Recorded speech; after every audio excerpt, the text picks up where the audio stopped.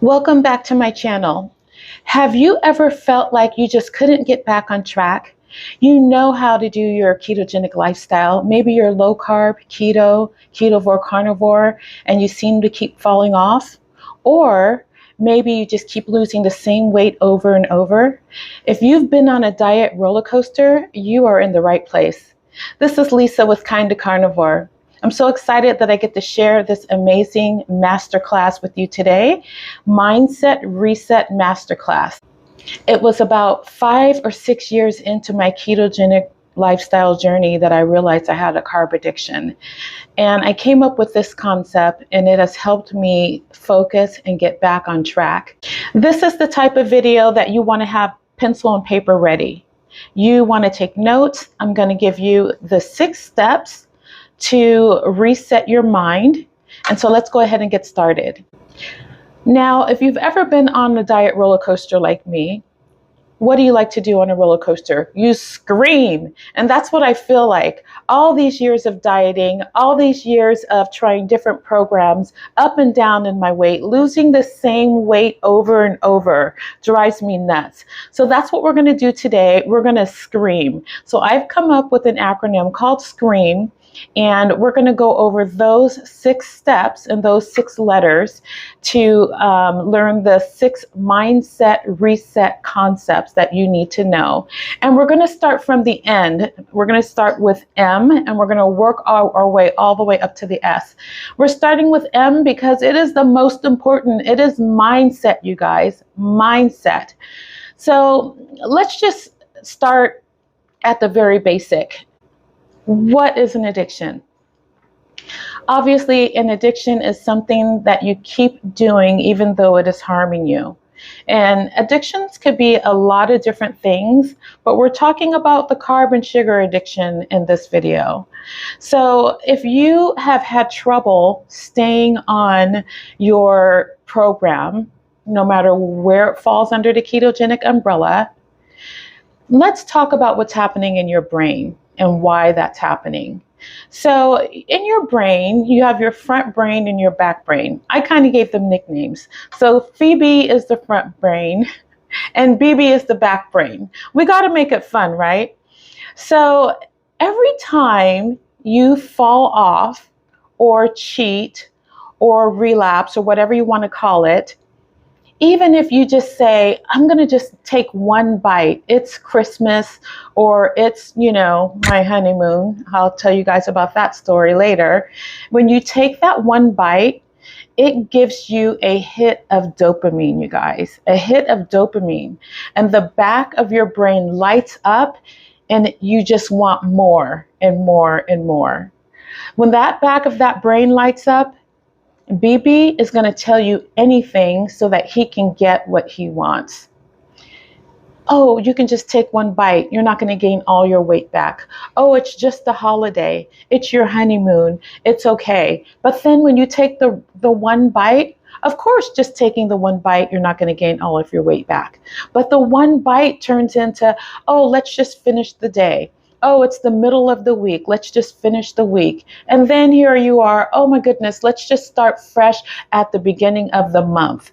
That is your back brain talking. That is the dopamine hit and wanting more and more. And that is where the food noise comes from. And we're going to talk about that. I'm going to do another video for food noise. But it all starts with what's happening in the back of your brain. Now, the front of your brain, Phoebe, that's the part of your brain that makes decisions, gives you impulse control, things like that. Where the back of your brain, that's your reward center. That's the emotional response part of your brain. So when we trigger BB, it quiets Phoebe down. It just quiets that front of your brain down. And so now BB is really loud. That's the food noise. And when BB is loud, the front of your brain shuts down and you're not able to make those decisions, to have self-control. So what we want to do is we want to quiet BB down, the back of your brain, so that your front brain, so you can act like you have some sense again. Okay, so you guys, this is what we have to do. Now, addiction is hard. It's hard to just like, okay, I'm just not going to have this. I'm not going to have that. You guys know how hard it is, or you wouldn't even be watching this right now. It's hard. So this is what we have to do. We have to give BB some dopamine hits that are non-food related. Non-food related. And we can call these emotional tools, your emotional tool belt. You're making different emotional decisions, whatever you want to call it. But we need to get those emotional tools out, and we need to use them. So you guys, we're working on our mind. Yes, you probably already know how to do all the diets and have done all the diets and master keto, carnivore, low carb, whatever. But if you're falling off and you're getting back into that carb cycle and you seem to can't help that, that's why we need to do this. So we're going to do some mind work, and we're going to talk about emotional tools. Emotional tools are non-food related things that you can do to get that emotional, that dopamine hit. To get that dopamine hit. So emotional tools, everyone has different emotional tools. So you're going to have to get to know yourself. What do you like to do that makes you feel safe, that's fun, that gives you comfort, that gives you a sense of well-being and accomplishment? Those things are your emotional tools. And we all have different emotional tools. So my emotional tools, they look like, I like to get a massage. I like to go on a date night with my hubby. I like to go to the movies. I like to get beauty treatments. I like to walk outdoors and just look at the sky and feel the outdoor air. Some people, completely different from that. Some people, like my husband, he likes to read. He loves to read. Like I love to get a massage. He loves to read. Some people love to run. Like that would not be me. Some people love to work out, and you guys get the best dopamine hits when you work out. So I promise you, I'm going to start one day. But working out is a great dopamine hit. So you're going to have to figure out what your emotional tool list is. And if you're not used to getting in your head and this is sounding uncomfortable, like I just want to know how to do the eating program, blah, blah, blah. The eating program's easy. That's just a distraction of why you're not doing it. You're just focusing on the food. We need to focus on what's making us not eat the food that we know we should be eating. So I promise that you guys are going to have some homework. So for this section of mindset, we're starting with the letter M. Your homework is to make an emotional tool list. Make your emotional tool list. And everybody's is different. Some people like gardening. Some people love their job. Some people love being outdoors. They love exercise activity. These are things that you love that make you feel comfortable. Make a list of emotional tools that you can pull out when you're feeling like, you want to give in. This is the first step, you guys. This is so important. So that's the letter M. We're going to move on. I have some notes here. We're going to move on to the letter A and scream. We're working backwards. So the letter A stands for accountability, you guys. You guys have to have accountability, because when you isolate yourself, that's when BB can talk louder. And he has no one there to say, girl, that is not right. That is not true. You're going to do this. You're fine. You got this. If you isolate yourself and you don't have accountability, then BB is really, really loud. Remember, we want to quiet that back brain, and when we quiet that back brain, it strengthens our front brain so that we can make better decisions.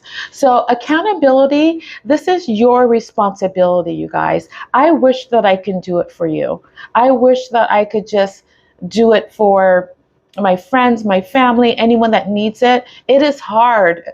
barely doing it for myself, but it is hard. But responsibility, it is your responsibility. It's you. But you being accountable is the first step, and being able to have accountability around you, like looking at this video. I do post on my channel that you can look at every day. That is the first step of being accountable. The second thing under accountability, it's not only your responsibility, but there are consequences. Now, the consequences are hard now or hard later for everyone. Everyone gets to choose hard now or hard later. Hard now is this: we're cutting the carbs. We're staying on our program. We're doing this mind work so we can get it together so that we can stay on the program. That's hard now. That we can't eat whatever we want, that's hard now. The rewards are great, but it's still hard now. Hard later is you're not going to do this. You're not going to watch what you eat. You're not going to cut the carbs. You might have hard later. Hard later might look like medicines, prescriptions, and then side effects to the prescriptions. And then whatever you're taking this prescription for isn't really getting better. It's just putting a Band-Aid on it so that your blood tests come out, what they want to see, but it's not really fixing anything. So your insides, organs, and all that stuff, they're still being damaged. Hard later might be after years and years, 10 and 20, 30 years of this, you might have a hard time later when you get older because you didn't choose the hard now. And I don't want to be a bummer, so I'm not going to get too much into that, but I believe that. So hard now or hard later, I'm assuming that because you're here, you have hope and you are choosing the hard now, and you don't have to do this by yourself. We're going to do it together. So I'm glad that you're watching this. And also the importance, this whole way of eating is important, but the importance that you put on it will depend on your accountability and knowing your why. Your why, it can't be just to lose weight.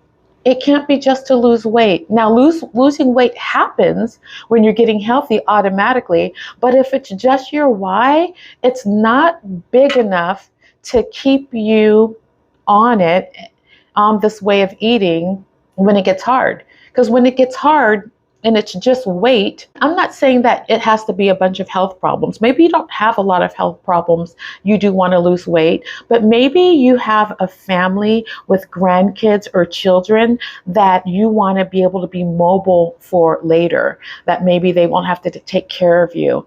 You want to be able to run around, play with them, walk, do things like simple things like if you go to an amusement park, you can go because there's a lot of walking or, make your why hard. And they say, if your why makes you cry, then it's big enough. But your why needs to be really big, and it needs to be more than weight. So for accountability, letter A in SCREAM, your homework is to write out your why. Just write out your why. So that is A. All right, moving along. We are moving into E. And E stands for elimination, you guys. Yes, we do have to do some elimination of what? Of the carbs. You got to cut the carbs. Elimination. In this step, you want to discover if you are able to manage carbs or do you need to abstain from carbs. So managing carbs, keto people do great on that. And I started out keto, my husband's keto. And then we have, if you're an abstainer, if you have to abstain from carbs completely or mostly like I do, this is where the carb addiction comes in. Even if I'm keto and following it perfectly, I can binge and overeat when I have certain treats or nuts or even cheese if I let myself. So I do better abstaining. Now, when I was keto for years, like 3 years before I went into my KETO Carnivore Lifestyle, I did okay, but I tracked, you guys. I tracked for 2 and 3 years. And you know how people hate tracking? I tracked for 2 or 3 years, and that kept me accountable. Now, if I wasn't tracking, I'm pretty sure I would have overeaten some of those keto treats or keto this or that. So you can either manage your carbs, or you might need to abstain from that. You'll find out on your journey. I found out on my journey. I did both. I do better at just, not having any carbs. Then my husband, he's fine doing keto and has carbs. He won't overdo it. He doesn't have that addictive personality when it comes to food. I do. So each person's journey looks different, and it's okay that your journey doesn't look like mine or someone in your life or someone that you see, an influencer. It doesn't have to look like that. It's not going to look like that. We're all different. So be okay with that. You're going to find out if you're an abstainer or a manager of those carbs. The third thing in the elimination section is you want to avoid your triggers. So you need to find out what your triggers are. Triggers are things that tempt you to have the carbs. And in the beginning, the triggers are loud. Remember, BB's loud. He's used to being loud. If you have never really been on a low carb or keto carnivore lifestyle, BB's loud, and he will be super loud those first weeks that you're doing this program. So find out what your triggers are. Your triggers might be like you can't have anything in the house, like sweet things or snacky things, carbs, or maybe it's you're at work and you're going to bring your lunch and not go into the break room because maybe they have donuts. Yeah, they had donuts at my workplace yesterday. I just didn't go in there. I didn't even look under that lid. But yes, you're going to avoid your triggers. Avoid them. Why tempt yourself? So you're going to find out what your triggers are. Other triggers can be like if you're going to friends or family or out to dinner or there's a special occasion. These triggers are not going to be forever, you guys. But in the beginning, things that tempt you, I want you to stay away from them and avoid those triggers. So homework, your homework for letter E, elimination, is make a list of your triggers. Make a list of your triggers. So that is your homework for letter E. We are moving up to R for results. You guys, results. Everybody wants results. So you're watching the video now. I'm sure this isn't the first video that you've seen. Maybe you've been watching different influencers on keto carnivore for years. Well, you guys can't just keep watching videos on how to do and not do. So you guys, results, you're going to need to make a decision. Make a decision. Make a decision and a start date. You're going to need to commit to this. And you're going to need to make some goals. So make your goals for your health, your goals for a weight that you think that you want to be at. And that could change. That can change and you can tweak it as you go. But if you make the goals and you do make a start date, you'll be more likely to stick to it than just trying it or dating keto but not really doing it. Friends with benefits type of stuff. No, don't do the diet that way. Okay. If you want the benefits, you want the results, you need to do the thing. You need to do a start date. You need to write down your goals for your health, your weight, all the stuff. And you need to do, this is so important, a carb awareness day. Some of you know what carbs are. Some of you don't. And some of you just aren't aware of how many carbs you're eating. So if you haven't even started this way of eating yet, do a carb awareness day. And then when you start this way of eating, continue to do your carb awareness. You have got to know how many carbs you want a baseline if you can. If you're already started your ketogenic journey and you're getting back on track or whatever, fine. I'm telling you to track for a couple days, a couple weeks, a couple of months, whatever you can do. You're going to learn a lot, but you need to know that you're keeping that carbs at the carbs at 20. And I'm talking total carbs, okay? Don't mess around with the net carbs, total carbs. Just total carbs, get it done, 20. You guys need to know what that looks like. I tracked for 2 years before I went carnivore, and I used an app called MyFitnessPal. There's an app called Carb Manager, and use the free versions of these apps just to give yourself an idea and turn on the light bulb to some of the things that you're eating. You might be putting packets of sugar, or you think that it was stevia, but it was also mixed with something in your coffee. And you might be having like 16 carbs because you're thinking there's no carbs in it because it says stevia. You guys need to know that. I say that you need to do a carb awareness day, and then in your journey, you need to track to make sure you're staying at those 20 carbs. You need to know what that looks like. So of course, your homework for our results is do a carb awareness day as a baseline if you haven't started yet. And if you did start, do carb awareness at least for a few weeks or months if you can. I'll take whatever you can give me. But I want you to be able to at least be aware of your carbs. Be aware of how many carbs you're eating. If you're not a techie and you're already checking out because of the carb awareness, okay, don't even get the app. But in your head, just write on a piece of paper, I had 4 carbs for breakfast. I had 4 carbs for whatever. You don't have to make it all techie. I just want you to know how many carbs you're eating a day. So don't let the tracking stop you, but you need to know. It's like writing a check at the bank and you don't even know how much money you have in the bank. You're not keeping track. So do it. Do the hard thing. Okay, so that is R. We're moving on to the letter C in screen. We're moving up. And C stands for consistency, you guys. Consistency wins. You have to make a commitment and be consistent. So none of this starting and getting off, playing with keto, none of that. Stick to your start date and commit. Commit for 30, 60, 90 days. I say 90 days because it takes 21 days to make a habit and 90 days to make a lifestyle. This is not one of those diets that you get off and on the weekend go cheat and this and that. It's not that. You guys this needs to be your lifestyle.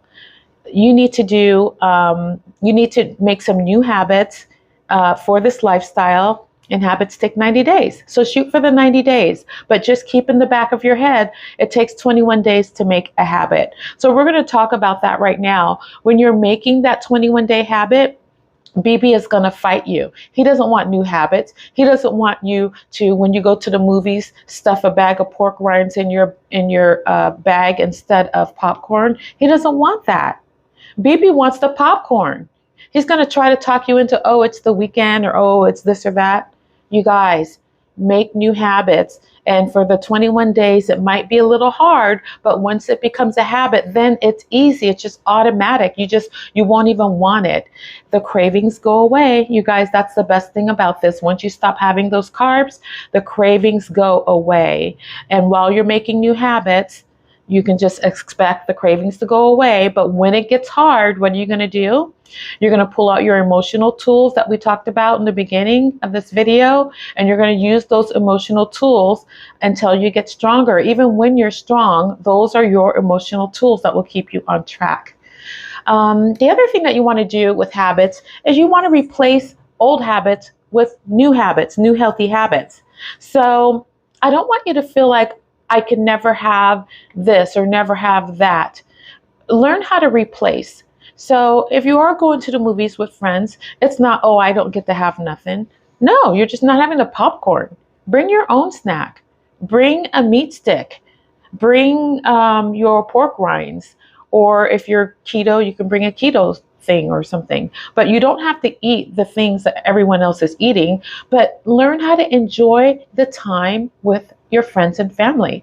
You can still do fun things with your friends, your family, all of that, and eat and stay on plan. It may seem hard in the beginning because you're building the habit. Once you build the habit, it's not hard. You'll go on family vacation, the cruise, whatever, and you're just going to get your meat, your veggies, whatever. It's going to be easier once you're in it because the cravings go away. And then what happens to the back of the brain? BB quiets down. Then the front of your brain, you can make those decisions again, have self-control. Okay? So you guys make new habits. So you don't really have homework in this one, but I just will remind you when things get hard to use your emotional tool list. So that is C for consistency. Okay, you guys, we are at S. All right. So S is for support. You guys have to have support. I am 59 years old. I started my ketogenic journey when I was 51. And during 2020 is when I realized I needed some support. I needed help. When I fell off, I thought, this can't be happening because I was like Miss Keto Carnivore. Like what's going on? But you guys, I realized that that's when I had a food addiction and carbs and sugar. I went to a 12-step. I found a 12-step, went to the 12-step. I had to fix that. Since 2020, it has been a little bit of a challenge for me. I found myself every other year up and down like a roller coaster of the 20 pounds. And I'm like, why am I doing this? Before 2020, I wasn't doing this. So I had to somehow master getting back on track and not letting this happen. I refused to let this happen. So you guys know by now, if you watch a couple of my videos, that I have like a never give up attitude. Like I'm like, I don't give up, I master it. So this is what helped me. This mindset reset helped me to reset my mind.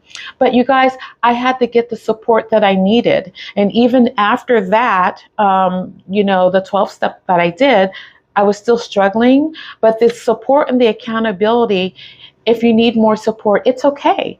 You guys, when we are going through something in our life and we get counseling, well, it's the same thing. When we have an eating problem or an addiction or, trouble in that area, and it's okay to say we don't talk about it more. That's why I'm here. But I had to get a coach. So my coach is Kelly Hogan. So I got stuck and I had to get accountability, and I got in her group and I needed those things. I got back on track. So if you need more than just looking at videos, it's okay. You can get a coach. You can join a coaching group. I have a coach, and you can even, hopefully in about a month, when I get 500 subscribers, we can start memberships, and I'll be offering challenges and group coaching and different kind of things. But you guys, don't isolate yourself. Get the support you need. Get a coach. I will tag Kelly in this. Amazing coaching. I didn't know what to do at that point. I was that stuck, you guys. So I'm so thankful for her. All right. So I want to talk to you also about friends and family. So while you're getting support, you guys are getting ready to start. You're excited. You're nervous. You're getting ready to start this way of eating. Friends and family can be very supportive or sometimes not. I'm so thankful for my friends and family because when I first started my ketogenic journey and I'm going through this, I set up a little class for them. I think I did like flip chart and explain things to them, what they were doing. And they joined me on the journey. So that was great. We're all at different levels. But tell your friends and family what you're doing. You can let them know that you need their support, that you are really cutting down on the carbohydrates for your health. You don't even have to mention weight. That's just going to happen. But it just grabs attention because as you're losing, they're going to be like, okay, I want to do that too. So you guys, get your friends, your family, that support, your workplace, because on holidays, on vacations, on events, your friends and family, even if they're not doing what you're doing, they want what's best for you. They're going to help you. And most of the time, hopefully you have that. I'm so excited that I have a good support system that way. We don't all eat the same, but they do support what I do and they know why I do it. Even my amazing church family, like when we have breakfast burritos on those Sundays. They know how to order mine, and they order a fork so I can just eat the eggs and the bacon and cheese or sausage, whatever, out of the tortilla. Like, they support you and they help you. So don't isolate yourself. BB wants you to isolate yourself. He wants you to tell nobody so that when you mess up, it's not a big deal because you haven't told nobody. Don't do that. Get the support of your friends, your family, your church, so that you can handle when events come up, when holidays come up. Don't be afraid of that. So homework for this section, you guys, is just take the next step. Take the next step. Master these concepts. Master these 6 concepts. If you found value in this content, smash the like button. Subscribe. If you already subscribed, press the bell so you can get notifications when I put up a new video or do a new post. And share this with someone that needs to hear my journey.